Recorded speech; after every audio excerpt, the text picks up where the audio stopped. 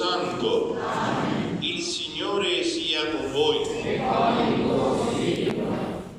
Fratelli e sorelle, sono trascorsi 40 giorni dalla gioiosa celebrazione del Natale del Signore.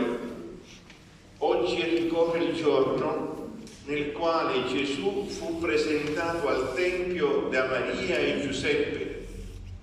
Con quel rito egli si assoggettava alle prescrizioni della legge, ma in realtà veniva incontro al suo popolo che l'attendeva nella fede.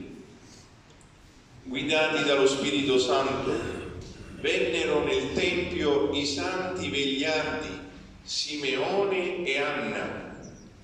Illuminati dallo stesso Spirito, riconobbero il Signore e pieni di gioia gli resero testimonianza. Anche noi, riuniti dallo Spirito Santo, andiamo nella casa di Dio incontro a Cristo. Lo troveremo e lo riconosceremo nello spezzare il pane, nell'attesa che Egli venga e si manifesti nella sua gloria. Preghiamo. O Dio, fonte e principio di ogni luce, che oggi hai manifestato al giusto Simeone, il Cristo, luce per rivelarti alle genti, ti supplichiamo di benedire questi ceri e di ascoltare le preghiere del tuo popolo, che viene incontro a te con questi luminosi segni e con inni di lode. Guidalo sulla via del bene, perché giunga alla luce che non ha fine. Per Cristo nostro Signore. Amen.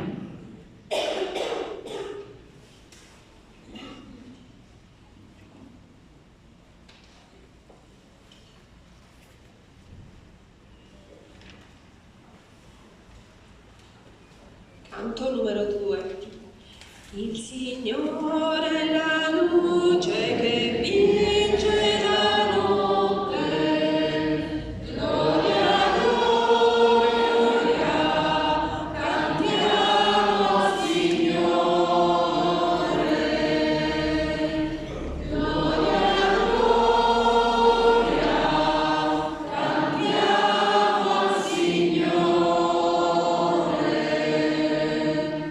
Il Signore è l'amore che vince il peccato. Gloria, gloria, cantiamo al Signore. Gloria, gloria, cantiamo al Signore. Il Signore è la gioia che vince l'angoscia. Gloria, gloria, cantiamo al Signore. Gloria, gloria, cantiamo al Signore.